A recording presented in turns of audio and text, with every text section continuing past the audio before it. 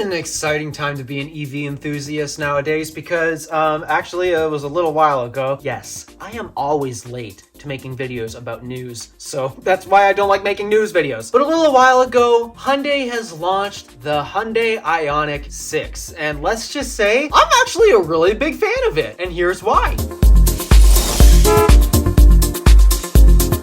So I gotta be honest, every single time an automaker has come out with a new electric vehicle, I've been absolutely rolling my eyes because basically every new EV that they came out with has been another crossover, and it's been driving me nuts. Ford Mach-E, Volkswagen ID4, Hyundai Ioniq 5, Kia EV6, Genesis GV60, Chevy Equinox, Chevy Blazer. There's so many crossovers and SUVs, and yeah, I get it. This is America, where those are some of the best-selling vehicles out there. Second place to the pickup truck, which is honestly a shame. I've been so annoyed with this because I am the weirdo who will actually buy sedans over crossovers. In fact, I genuinely do not want a crossover. If I ever needed a vehicle that needs to be bigger than a sedan, but not in the form of a pickup truck, so basically a big vehicle with a hatch on the back, I do not want a crossover slash SUV. I would rather get a minivan if I needed a vehicle like that, because minivans are more practical than crossovers and SUVs. But I mean, especially with my lifestyle today, in fact, even with new electric cars coming out in sedan form, you gotta take a look at Tesla's Model 3, guys. The amount of things that you can fit in a Model 3,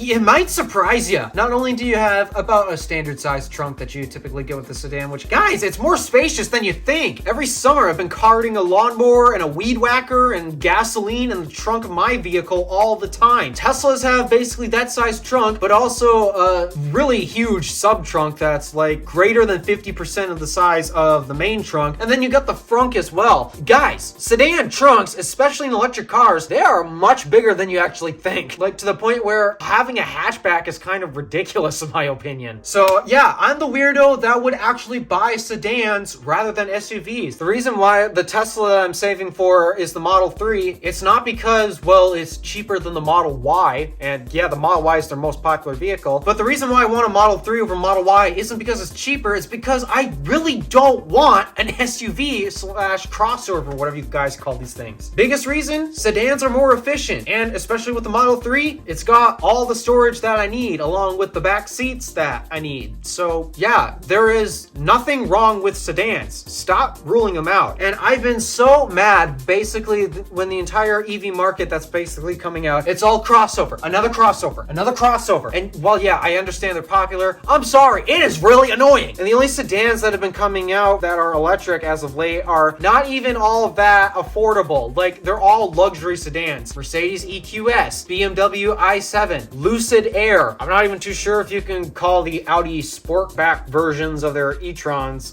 sedans, because they seem more like SUVs with a greater sloped rear end. Yeah, my point being, there's not really any affordable electric sedans in the market aside from just Tesla's Model 3. So when Hyundai announced the Ioniq 6, oh, you won't believe how excited I was to hear that finally a mainstream sedan, not luxury, not fancy, just economy class electric sedan is finally coming to the market. That is not the Tesla Model 3. And I gotta tell you, I was actually cross-shopping between the two, and I'm still gonna pick the Model 3 at the end of the day, but here's why I got excited about the Ioniq 6. First of all, the price point is fairly similar to the Model 3, which means it is quite competitive. Unfortunately, there's no tax credit for the Ioniq 6, but then again, we still have yet to hear what's going to happen to the LFP Model 3 because the battery pack is not made in the US, therefore it's not going to qualify for the full tax credit. I just wish the IRS could make a decision for once, because this tax credit thing is constantly changing and it is so annoying.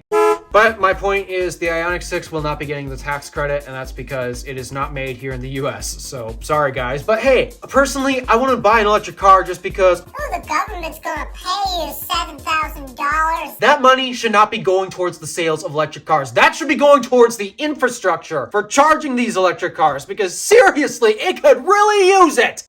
So the fact that the Ioniq 6 does not have the tax credit, I genuinely do not care, because to me, the whole tax credit is a waste waste of money. But still, it's about the same price as the Model 3, both in base and top trims of the Ioniq 6, which is pretty great. Comes in a few different options, 3 different trim levels, SE, SEL, and Limited, just like the Hyundai Ioniq 5. And also comes with the exact same battery sizes as the Ioniq 5. And here comes the benefit with driving a sedan versus a crossover like the Ioniq 5. Because sedans are a more efficient aerodynamic design than crossovers, the Ioniq 6 actually gets much better range than the Ioniq 5. How much? About 360 for their highest range that you can get. Now keep in mind that highest range is only available with the SE trim with the big battery and rear drive, I believe, which is kind of a shame because someone like me, I probably would have sprung for an SEL or a Limited because they're fancier than the SE and such. And if I'm spending a lot of money on a car, then I really want to make it count, for example, especially if it's a new car. So I am a bit upset that the maximum range variant is basically the base model with the big battery, and the Limited and SEL trims, the most common ones that I believe are going to be sold, they're not getting the 360 mile range. But hey, that's actually better than the Tesla Model 3's maximum range. Because right now, if you buy brand new from Tesla's website, the Model 3 only comes with a maximum of 315 miles because they do not sell the long range. Tesla, bring back the long range! But yeah, that's exciting. Sound-wise, actually, I really like the Ioniq 6's design.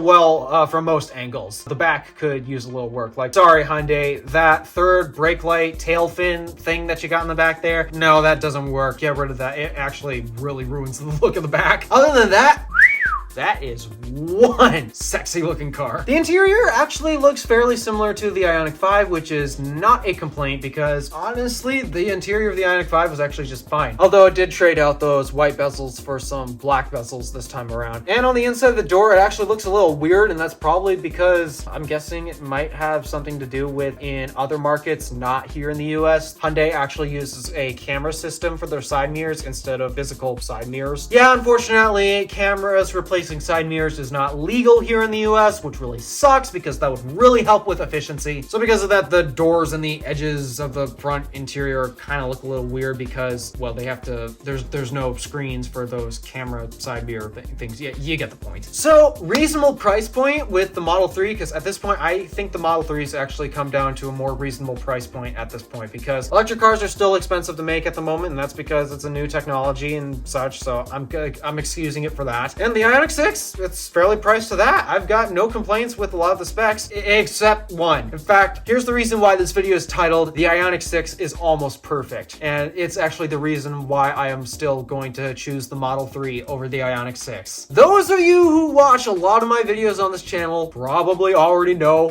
what it is. The charge port! Okay, this vehicle does charge very well, and actually it has a much better charging curve than what the Model 3 has to offer. The Model 3 does have a higher charging peak, but it does not hold on to that peak as long as the Ioniq 6 can hold on to its peak. So because of that, the Ioniq 6 actually has a much better charging curve, which means it would do a much better job at road tripping, except it's a little limited by the choice of charge port. Yeah, it's still using CCS, which absolutely sucks. Come on, Hyundai, you made such a solid product, and this is what you do? You actually ruin it by still using a crappy charge port? Ugh, I don't understand what it's going to take to get these automakers to realize that CCS is actually a bad design. I've made how many videos at this point? I made one when NACS was officially released to the public, and then I made a whole half-hour plus long video just ranting on how poorly designed CCS was, and yet nobody is still getting the hint. So because of this major downside in CCS being a fundamentally flawed charging port design, and the fact that everyone that is supporting this charging port design basically sucks. Like, EA happens to be the best network out there that will actually support it, and we all know how bad EA is at charging vehicles. So because of that, yeah, I'm sticking with the Tesla. There's no way that I'm going to buy the Ioniq 6, and that's sad because Teslas have become kind of common, and there's a few things that I don't exactly like in terms of things Tesla has decided on how they're going to do things, but I would much rather take those disappointing decisions over the a depressing decision that Hyundai has made with the Ioniq 6, and it's that charge port design. That and, well, Tesla is fairly commonplace here in the market, and there's a lot of Tesla videos out there already. Not really a lot of Ioniq 6 videos. I mean, okay, the car just came out, but still, not a lot of Hyundai Ioniq videos. And I thought maybe I can contribute by buying an Ioniq 6. Oh, that and the Ioniq 6 also offers Apple CarPlay, which I love Apple CarPlay, to be honest. I really wish my car had it, and I really wish Tesla's had it. And it's nice that Hyundai does offer it. It's unfortunately still wired and not wireless, but I mean, Hyundai is one of those value brands, so I guess it makes sense that it's not that luxurious of an option. So yeah, I'm actually really disappointed that I just can't buy the Ioniq 6, because if it wasn't for every other automaker insisting on using this crappy charging standard, then I honestly would have probably bought that or the Model 3 especially, except I can't because they decided to use the wrong charge port, which is a real shame. So Hyundai, and this isn't just for Hyundai, this is for every other automaker out there. Now in Europe, go ahead, use CCS2. It actually works very well there. Even Tesla uses CCS2. Okay, it might have been because they were absolutely forced to by the EU, but still, CCS2, it works perfectly in Europe, but this isn't Europe, guys. This is America, and we don't use CCS2. We use a much worse version of it, which is CCS1, and it sucks. It is so bad. So once again, this is another hint towards other automakers. Guys, if you really want to sell your electric vehicles, you'll probably have much better sales numbers if you had NACS on your vehicles, because NACS is clearly a better charging standard. So yeah, those are my thoughts on the Ioniq 6. I love it, except for the charge port, and that's a real shame. So what do you guys think of the Ioniq 6? Let me know your thoughts and opinions down below, and thank you for watching. Do me a favor and interact with the stuff below. My name is DeWolf, Random Alpha, signing out.